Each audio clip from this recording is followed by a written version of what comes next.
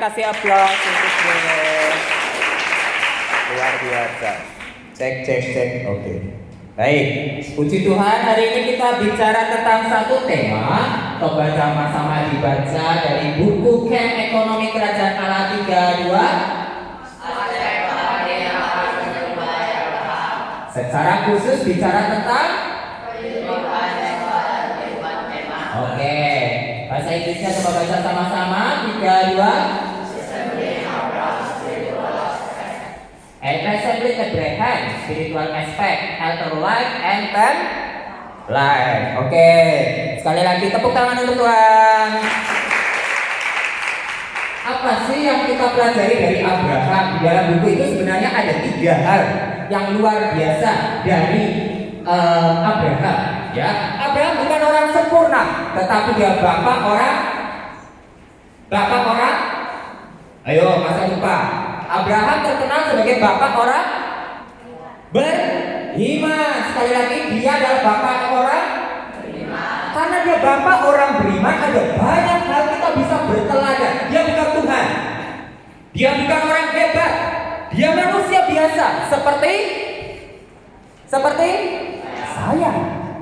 Dia juga sama-sama orang berdosa. Kalau kita lihat catatannya, ada banyak celah Abraham. Tetapi ada banyak hal yang luar biasa dari diri Abraham. Bahkan sampai Abraham diberkati menjadi bapak atas segala bangsa.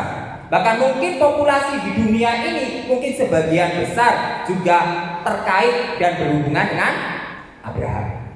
Amin.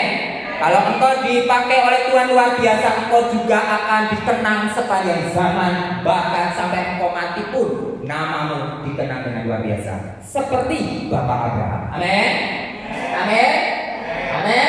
Oke. Ya, apa yang dipelajari di buku itu ada 3. Apa saja di situ? Abraham, kita bisa belajar dari Abraham apanya? Yang pertama, imannya. Yang kedua, kesetiaannya. Yang ketiga, kehidupan mesbah dan kehidupan kemah. Nah, hari ini Guru Ruby mau bicara yang ketiga. Ya, mungkin yang kedua dan yang pertama belum dibicarakan di tempat ini, tapi kamu bisa baca di dalam buku itu ya. Nah, tema tentang kehidupan mesbah berarti kita bicara yang pertama, tolong dibaca dari Aaron. Coba Aaron baca. Yang keras suaranya.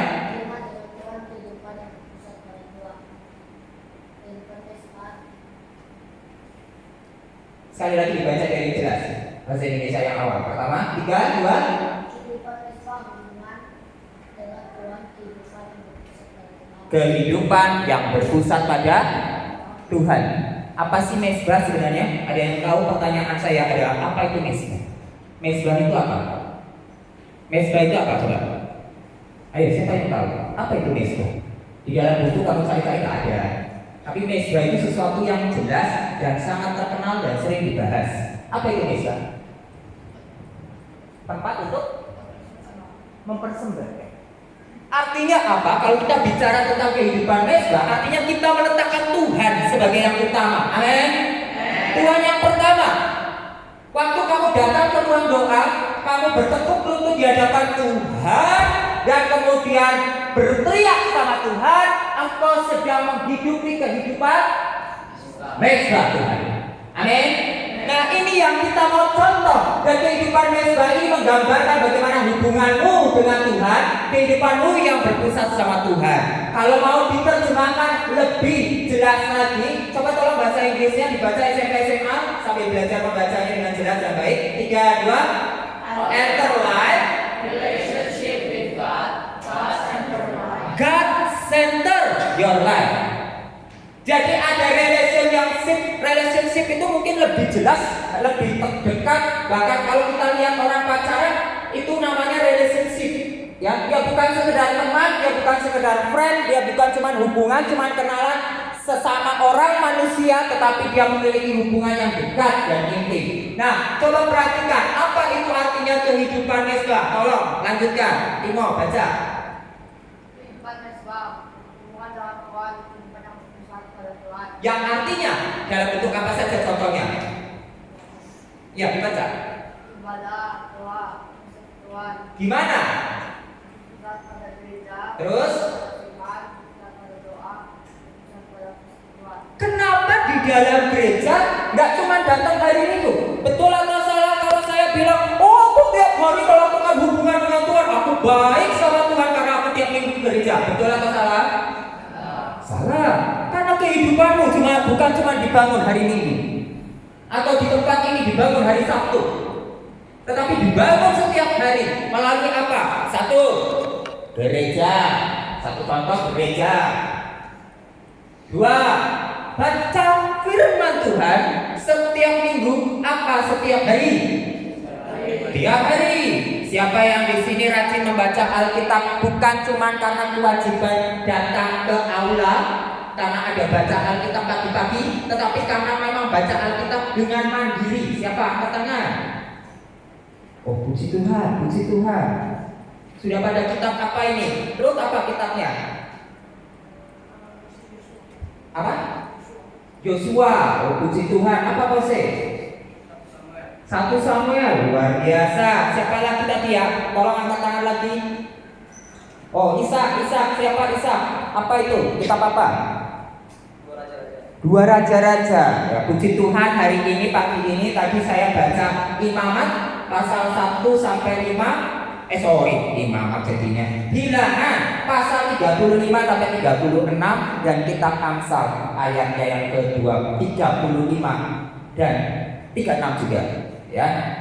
Dan itu sesuatu. Dan hari ini saya banyak belajar begini. Nih, satu hal. Siapa di sini baca Alkitabnya? Caranya saya ingin tahu. Baca Alkitab dibuka dilihatin atau baca Alkitab dibuka kemudian dibaca dengan ucapan? Yang mana? Dilihat. Oh, ya nggak apa-apa, proses ya. Hari ini dari 1 bulan yang lalu ikut camp, saya kan ikut kelompoknya, kalian sudah lihat ya, kelompok saya ikut Ibuli. Nah di kelompok saya itu ada komitmen kita baca Alkitab bersuara. Jadi saya mencoba dalam 1 bulan ini setiap kali baca Alkitab bersuara, direkam, dikirim. Nah, belajar kasih bukti, baca beneran. Terus yang kedua, saya coba itu ternyata ya, selama ini saya nggak pernah baca 10 pasal sambil ngomong. Jadi bacanya cuma kali komat kami begitu. Amin, gitu ya. Itu baca gitu. Kalau lagi serius banget kayak gitu, kalau agak kurang serius saya lihat saya berpinta baca cepat kan, ya. Tapi saya mencoba membaca bersuara kata demi kata dengan jelas. Wah, rasanya seperti apa ya? Seperti air mengalir. Awalnya pagi-pagi jam 4 pagi ngantuk, tapi waktu buka dicoba kata pertama terus begitu. Enak sekali. Kalau engkau betul-betul menghayati setiap kata demi kata firman Tuhan, engkau akan merasakan kesegaran seperti rohmu dikasih minuman dan rohmu dikasih makan. Amin. Kenyang rasanya. Bahkan haus, kayak pingin lagi. Amin. Puji Tuhan. Tepuk tangan untuk Tuhan Yesus yang baik dan luar biasa. Kekuatannya dari mana? Saya juga nggak tahu. Kalau saya nggak praktekkan, saya nggak bisa ngomong ini. Kalau saya nggak praktekkan, saya nggak bisa bicara ini. Jadi mungkin ya, ini terserah ya. Tapi kalau saya sarankan mendingan baca Alkitab. Biasanya berapa pasal? 1 pasal, 2 pasal, 3 pasal, 4 pasal? Berapa pasal? 2 pasal. Gak apa-apa. Coba 2 pasal tapi diucapkan. Rasanya enak sekali. Seperti makan sesuatu yang begitu enak. Kamu bisa bayangkan kamu makan hamburger. Nah, I like hamburger ya. Atau saya makan pizza. Itu pizza 1 loyang. Makan.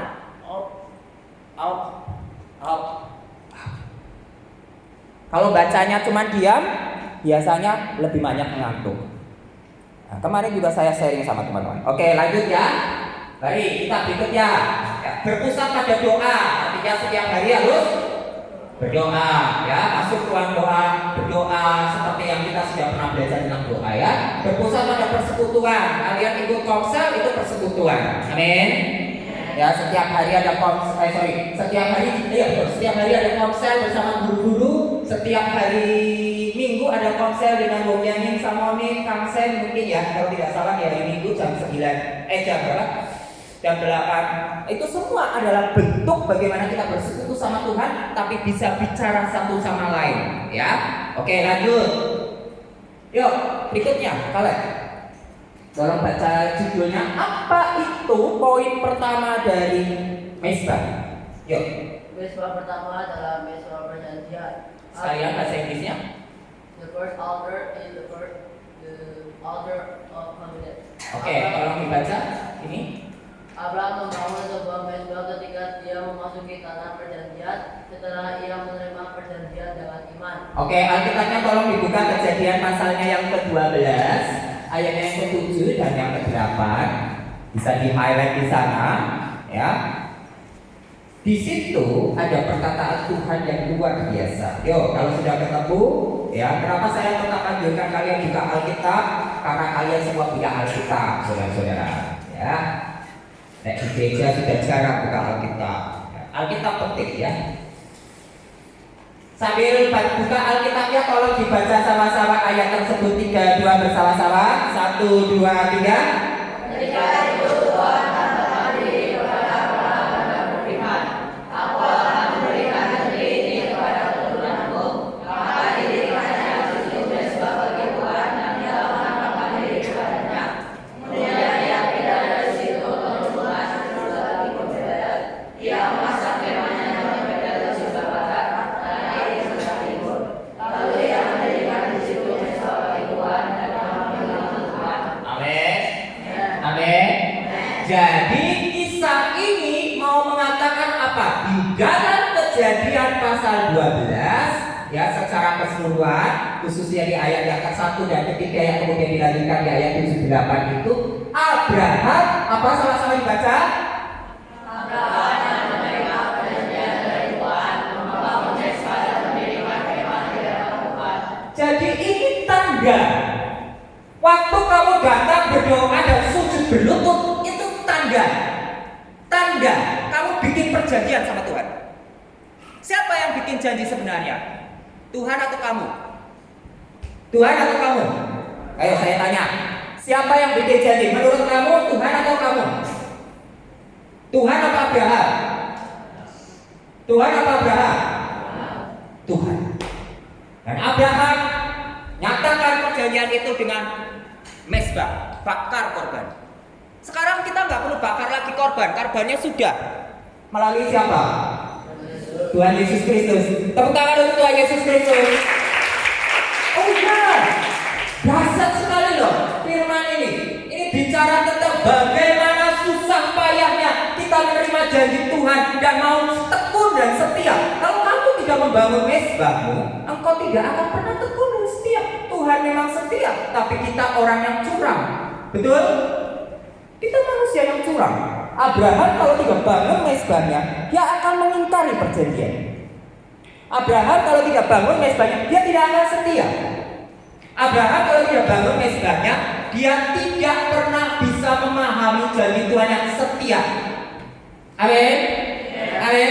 Kenapa kita harus bangun doa setiap pagi? Kenapa kita harus bangun persekutuan? Kenapa kita harus bangun hubungan yang baik? Bukan cuma sama Tuhan, tetapi dalam kehidupan bergereja. Karena ini membangun perjanjian. Bagaimana engkau bisa berjalan sama Tuhan kalau kamu nggak bangun ikatan? Nah, ini ikatannya. Ini ikatan. Dalam bahasa Inggris bagus sekali. Kata perjanjian menggunakan kata the altar of covenant. Covenant itu, dosen saya pernah ngomong, covenant itu sini. Kalian di sini. Covenant. What means covenant? Covenant itu bukan cuman begini. Selamat pagi. Adil ya? Betul atau salah? Betul apa salah? Kata sopo. Tapi orang Indonesia begini. Iya kan? Deal ya. Ini nanti punyaku ya. Ini punya kamu ya. Deal ya. Kan kayak gini kan? Tapi covenant orang Romawi begini dan begini. Ada yang bisa lepasin? Dan Tuhan pegang dengan kuat-kuat kalau kamu capek. Tepuk tangan untuk Tuhan. Oke, silakan duduk. Terima kasih. Jadi that is covenant. Covenant itu ikatan. Tapi ikatannya sekarang berubah kayaknya. Orang Indonesia jadi ikatannya deal ya. Ini tanah aku beli ya. Terima kasih. Oke, metre gitu ya. Tapi mungkin sekarang ikatannya berubah. Kalau dulu kan pakai tangan gitu ya. Tapi kalau sekarang ikatannya harus pakai kertas, surat perjanjian kerja, surat perjanjian jual beli tanah, titik, tanda tangan, kasih metre, tanda tangan, kasih metre. Bagi yang belum tahu metre, tanya sama kelas SMP SMA ya. SMP SMA tahu metre? Aduh, metre kayak apa ya gitu ya. Tanya sama bapak, mak, sama siapa aja lah pokoknya ya. Saya nggak bahas itu. Pokoknya metre itu kayak ikatan yang kuat yang membuat orang tidak boleh mengingkari perjanjian. Tapi Tuhan dengan kuat kuasanya Dia yang pegang kamu dan ikat.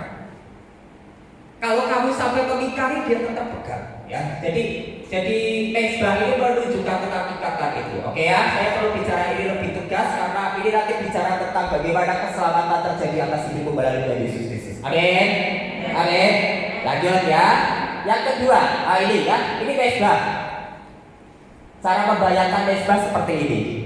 Setiap kali mempersembahkan korban bakaran, demikian caranya ya, ini gambarannya. Ilustrasi di bukunya ada ya, jelas ya. Lanjut. Balik ke yang kedua. Oke, yuk ambil dibaca mesbah kedua. Yang kedua adalah mesbah pertobatan. Oke, mesbah kedua apa itu? Mesbah pertobatan ya. Yuk terus baca. Mesbah yang dibangun Abraham setelah melakukan kesalahan akan perjalanan imannya dan ia kembali ke tempat yang pertama kali dia membangun mesbah. Oke, yuk tolong dibuka Kejadian pasal 13 ayatnya yang ketiga sampai yang keempat ya. Kejadian 13 ayat 3 dan 4. Sudah ketemu semuanya?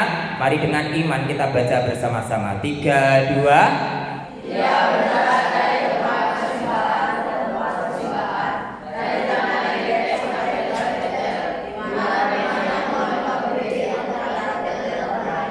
Ke tempat yang dibuatnya dahulu di sana. Disitulah Abraham memanggil nama Tuhan. Pertama kali di situ Abraham atau Abram sebelum namanya berubah memanggil nama Tuhan. Abram menjadi Abraham, bapaknya orang beriman. Abram, ya. Abram yang masih muda itu memanggil pertama kali nama Tuhan. Jadi mesbah yang kedua adalah mesbah di mana? Oh, oke. Kenapa ada istilah ini? Saya sedikit ingat satu ajaran yang pernah saya terima. Jadi Abraham sebelum memanggil nama Tuhan, kenal Tuhan. Bapak orang beriman itu jauh sebelumnya sudah kenal Tuhan loh.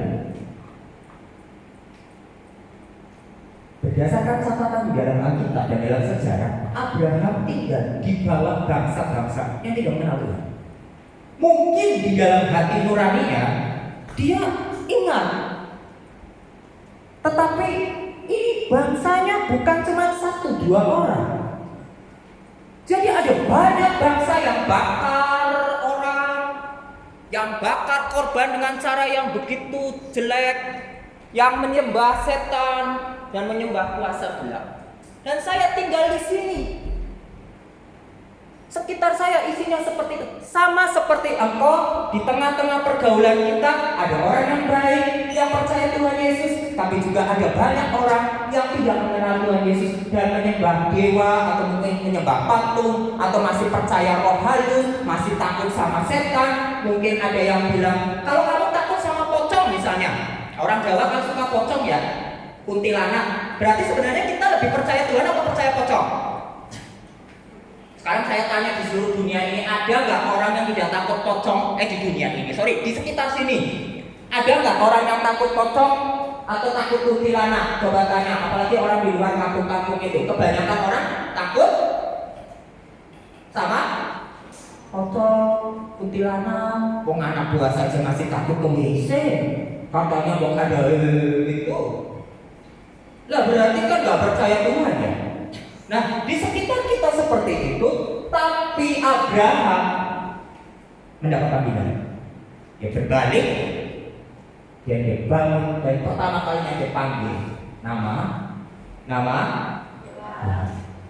Ini artinya apa? Kalau engkau betul-betul mengerti artinya mesbah, berarti engkau betul-betul mengerti artinya berbalik sama Tuhan. Amin. Berbalik itu butuh pengalaman imaniah dan rohaniah. Berbalik itu pengalamannya luar biasa dahsyat. Jadi pertanyaannya sederhana. Orang yang berbalik pertanyaannya sederhana. Kapan kamu pertama kali terima Tuhan Yesus? Itu jawabannya. Oke, saya lempar satu pertanyaan ini, tolong renungkan baik-baik. Di antara kamu semuanya, kapan pertama kali betul-betul saya dengan tetesan air mata saya terima Tuhan Yesus sebagai Tuhan dan Penyelamat saya? Dengan tetesan air mata saya betul-betul meninggalkan semua kenakalan saya, kejelekan saya. Itu titik balik seperti Abraham. Amin.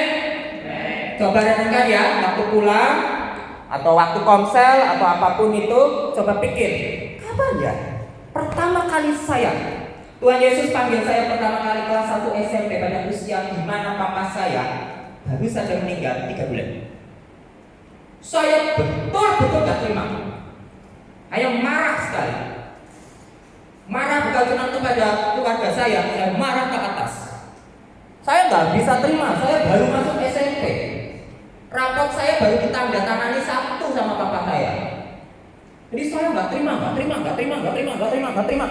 Sampai pada akhirnya saya ketemu seseorang. Dia bimbing saya dan saya terima Tuhan Yesus. Amin. Ada pengalaman itu. Usia saya berapa? 13,5 tahun.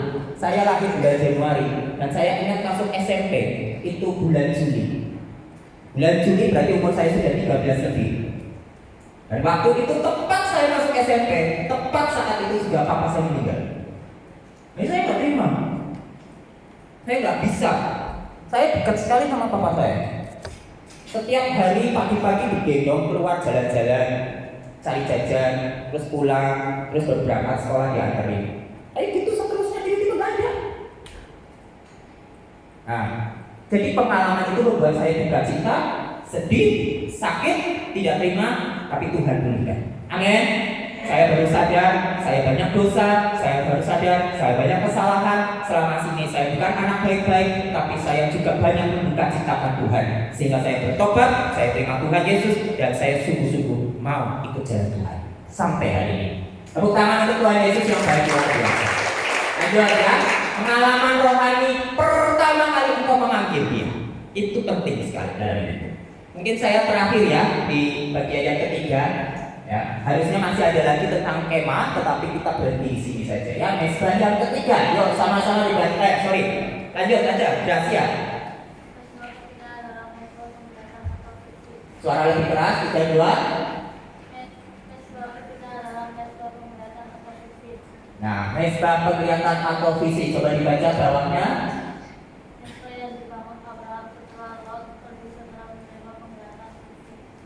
Oke, apa itu penglihatannya? Yuk dibaca Kejadian pasal 13 ayatnya yang ke-18.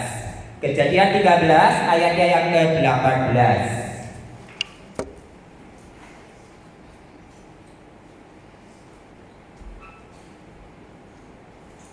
Sudah ketemu semuanya? Kalau sudah berarti dibaca sama-sama. 3, 2. Sudah itu Abraham meninggalkan kemahnya dan telah mendirikan pohon-pohon terpanggil di Mamre, telah Hebron, lalu didirikannya mesbah di situ bagi Tuhan. Amin. Sekali lagi boleh dibaca 3, 2. Sudah itu Abraham meninggalkan kemahnya dan telah mendirikan pohon-pohon terpanggil di Mamre, telah Hebron, lalu didirikannya mesbah di situ bagi Tuhan. Amin. Oke, ini mungkin kalau saya hubungkan, saya bukan lagi ngomong tentang DMS ya, tapi di DMS itu ada satu tema yang menurut saya baik sekali. Ya, saya sampai hari ini juga sampai sekarang kadang-kadang dulu sempat tidak mengerti, tapi akhirnya saya mengerti. Tema tahun ini di gereja itu adalah tahun pergeseran besar dan mujizat. Maksudnya apa? Ya, ada banyak yang memperdebatkan, ada banyak yang mempertanyakan. Kadang-kadang saya banyak ditanya juga sama orang, kok digeser? Maksudnya apa? Tapi saya pikir Abraham digeser. Sesudah itu Abraham memindahkan kemahnya dan menetap di dekat. Ingat ya, waktu itu Abraham bukan tinggal seperti rumah Boas ya. Rumah Boas digeser pakai tembok begitu, memang digeser-geser nggak bisa. Tapi Abraham atau zaman dulu orang tinggal pakai tenda ya. Orang zaman dulu tuh hidupnya, belajar lagi sejarah, hidupnya adalah nama lainnya nomaden ya, nomaden, berpindah-pindah. Nah, nomaden ini menunjukkan apa? Oke, itu masalah zaman, tetapi yang paling penting adalah Abraham melihat ada pimpinan Tuhan yang membuat seseorang kemudian harus berpindah. Kenapa? Karena Tuhan mau pakai dia di tempat, di kota, di mana dia berada. Amin. Anak Boas bisa di sini karena Tuhan Yesus. Ada yang dari Surabaya, ada yang dari Magelang, ada yang mungkin yang dari Banyumas, ada yang dari mana lagi? Dari Amerika, dari Yogyakarta, dari Korea. Ya kan saya ngomong tamu-tamu dari Korea. Penyanyi sama ini dari Korea. Guru Nugi dari Purwokerto, lempar ke Jakarta, sempat tinggal di Kalimantan, dilempar lagi ke Lampung, sekarang tidak di sini. Puji Tuhan. Tepuk tangan untuk Tuhan Yesus. Tiap orang. Jadi maksudnya apa? Maksudnya Tuhan punya rencana besar. Tapi ingat, harus punya visi. Visi itu apa? Sederhananya, turunin lagi sedikit, cita-cita, tapi pakai nama Tuhan. Amin. Orang dunia punya cita-cita, ada apa enggak? Ada. Semua orang di dunia ini punya cita-cita. Cita-cita mau jadi dokter, mau jadi insinyur, jadi teknisi, jadi arsitek. Luar biasa. Tapi saya mau jadi dokter, untuk apa? Di mana? Karena apa? Ada seorang dokter teman saya yang mau jadi dokter karena lihat papanya sakit jantung. Tiap hari harus berobat. Bukan jantung. Cuci darah, ginjal. Cuci darah tahu? Oh, itu cuci darah menyiksa sekali. Pokoknya cuci darah penyakit menyiksa. Jadi dia harus setiap 1 minggu ke dokter ganti darah. Darahnya harus diganti karena dia sudah sakit, sudah rusak.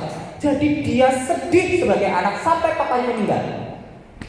Jadi dia bilang sama diri sendiri, aku mau jadi dokter supaya orang-orang yang sakit ginjal seperti papa bisa aku selamatkan. Dan hari ini dia jadi dokter. Dan dia tahu visinya, dia dipakai Tuhan untuk melayani dan mengobati orang-orang yang sakit ginjal. Amin. Waktu kamu punya cita-cita dengan visi Tuhan, kamu bukan cuma bekerja, tapi kamu tahu, saya mau ngapain? Saya mau jadi teknisi, kenapa? Saya menjadi kantor imigrasi, kenapa? Seperti Mose, saya dengar kamu mau jadi kepala imigrasi karena sedih lihat Bunjani, lihat Samoni. Wah, orang asing, susah urus. Saya mau jadi kepala imigrasi karena supaya nanti kalau ada misionaris, ada orang-orang yang mau melayani di Indonesia bisa diurus dengan gampang. Betul? Amin. Tepuk tangan. Yuk, miliki cita-cita, itu visi. Oke, mari kita tutup di dalam doa.